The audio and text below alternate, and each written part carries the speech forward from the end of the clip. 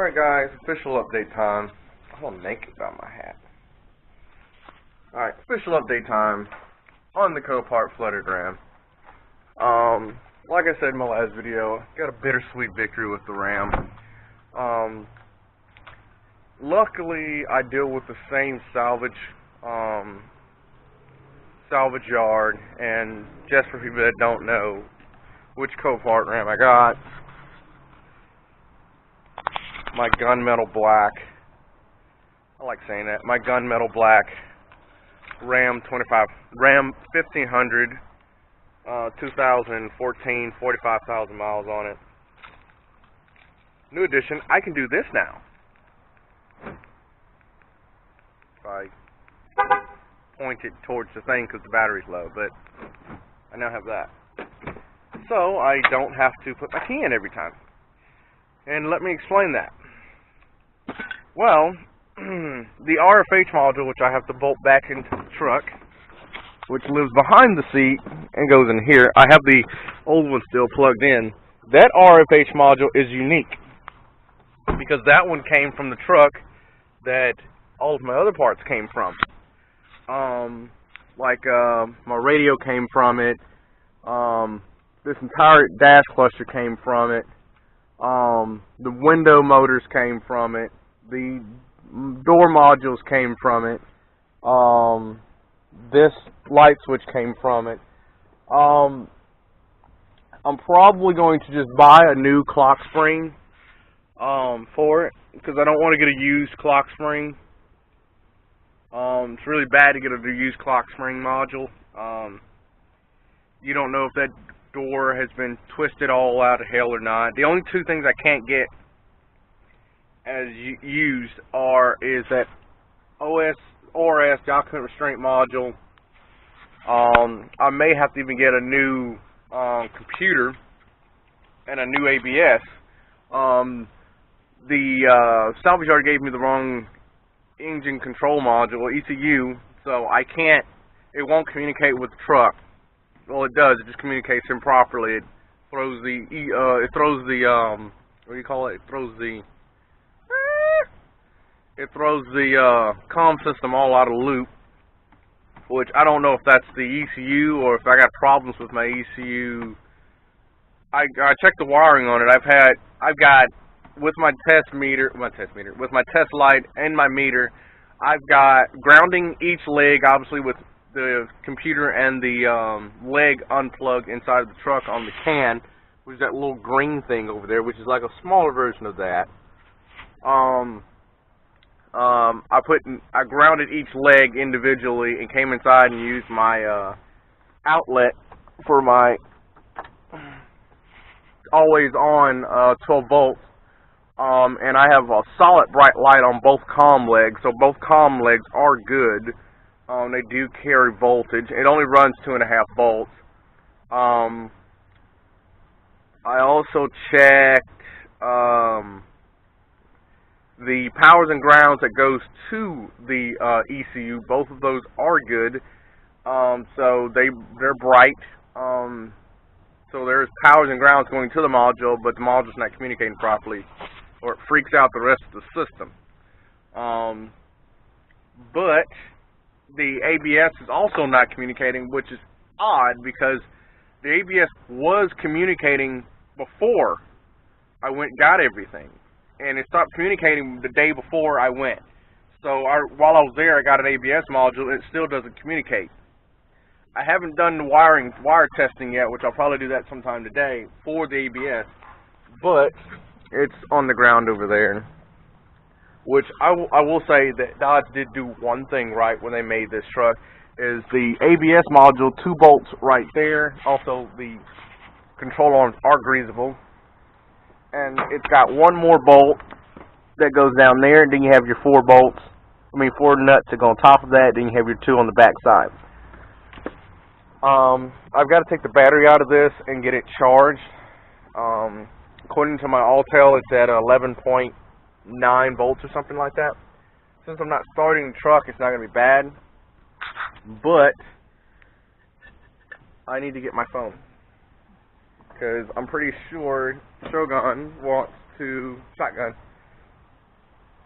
wants to see my progress that I've done with the Ram. So, I'm going to get my phone because I now have a RA2 radio instead of an RA1, so I can use my phone.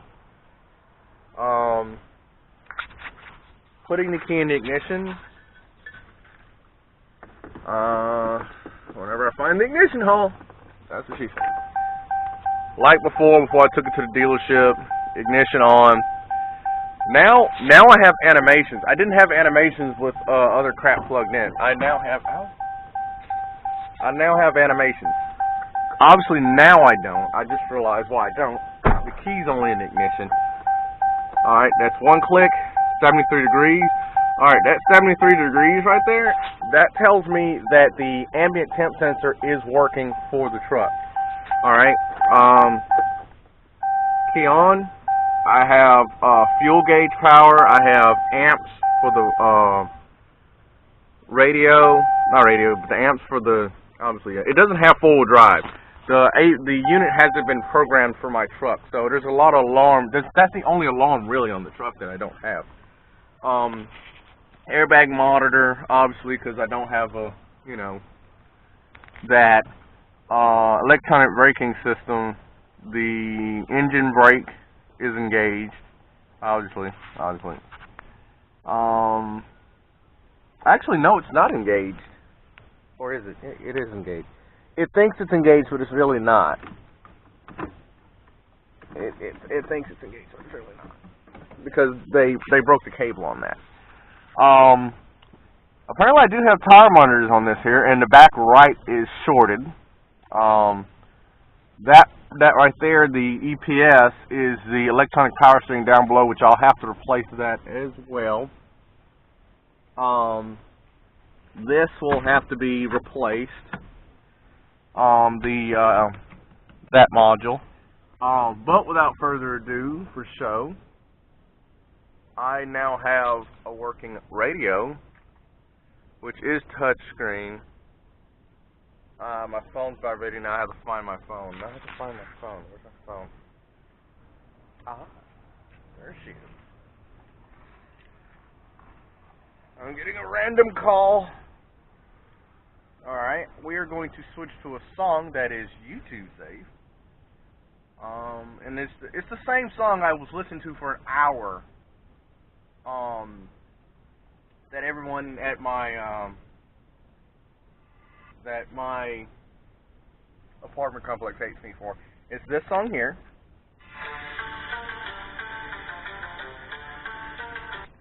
Alright, that was playing through my phone. I've got it set to when I come in the car, it automatically does that now. All I have to do is change my source to Bluetooth. Already has my phone, or I'm trying to remember how do I always do this. Because no, we don't want to do that. I'm trying to remember how I do this. Yeah, wait. Okay, maybe I don't have it set to do it every time. I thought I did. Connecting in progress. Oh wait, I know why. Jesus Christ. I turned Bluetooth off on my phone last night while I was at work.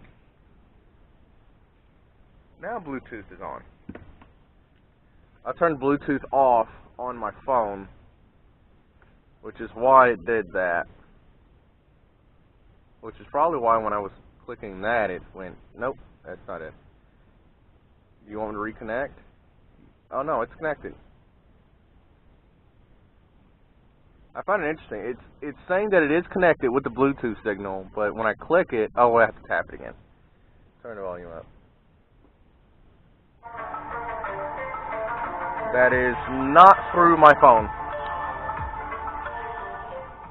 So that is the truck. It did freak me out when I did it before, because when I first did it, I left the phone in my pocket.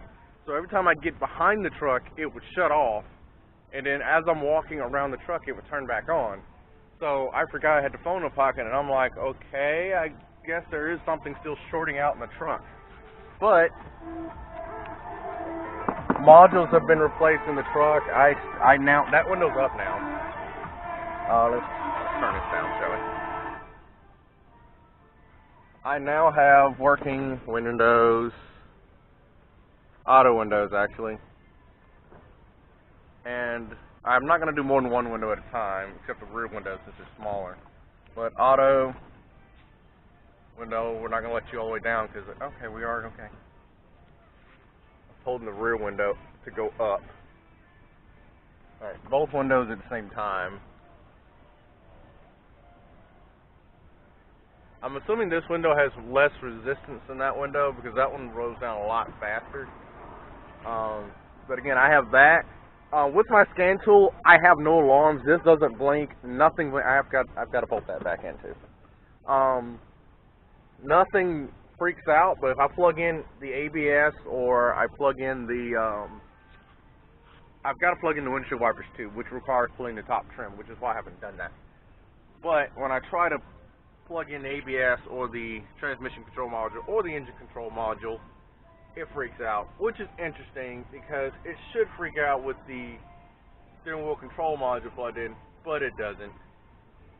So that's where we're at now. We now have a interior that works completely. Also have hazards and everything like that. The two things that do not work, obviously, is my blower motor, because it's shorted down there, so I've got to get another one of those. I may even have to get a whole new harness. I don't know. Maybe just the motor. So I don't know if any of the actuators actually work, which would mean pulling the dash again. Actually, no. To do the actuators, I don't have to pull the motor. I mean, the dash anyway. Thank God. But this is where we're at now. This is what Dodge was going to charge me. There's my tool. This is what, getting here is what Dodge is going to charge me $2,300 to get to, and that would not have gotten me here. To get to this point, only required getting a radio. Yeah. Because remember, when I took it up there to the dealership, I had already replaced the body control module and replaced the battery. I mean, the TIPM. Mopar said to diagnose it further, they needed to replace the dash harness and the floor harness to get power to the truck. I replaced both of those myself. It did not give me power to the truck, which I figured as much because I checked grounds and powers before I took it to the dealership, and they still said that it was corrosion that was keeping it from getting power. Replaced both of those, still no power. To get power inside of this truck, after I replaced the body harness, was only two things. The RFH module, which I already knew, which somehow lost power when I took it to the dealership. I found the issue that was in the back where when they were getting in and out of the truck because it doesn't have seats in it, stretched the wire, cut it, soldered it back. Instrument cluster and everything works like it's supposed to. The reason that has 4 lights on it is because that communicates with the ECU TCM, but it doesn't have that right now, so it's freaking out and it doesn't know what to do, so it has all lights on. But what was keeping everything from freaking out, like right now, I would normally have the dinger on. You normally would hear the dinger, but I don't have the ABS module plugged in. Also, there's something else before I go. To keep everything from freaking out, the literal issue was the radio. The old radio was shorted because it was telling me basically all four speakers were humming, and Mopar said that the reason it was humming is because all 4 speakers are bad. Didn't sound right because it shouldn't hum at all, or it'll hum at a specific pitch. But it only did it when the main plug was in. When you plugged in, unplugged anything else, it only did that.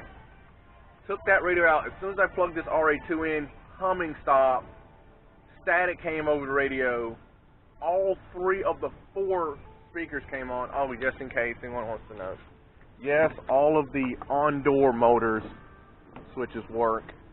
Okay, yeah, go up all the way. All of those work. I may have to go back to the salvage yard and pull the body control module off that truck and somehow beg the dealership to give me the code for that particular truck because I still have that comes on and all of that glorious thing, but like, see how I don't have any information coming back? The lights and everything work, but I don't have any information. That's because I've got those things over there unplugged. But it would normally work. So what I'm going to do is I'm going to diagnose that after I upload this. Well, start the editing on this, because I'm at the point now where I can't do anything else until the salvage yard gives me the right ECU. So that's all right now. Gotta love this.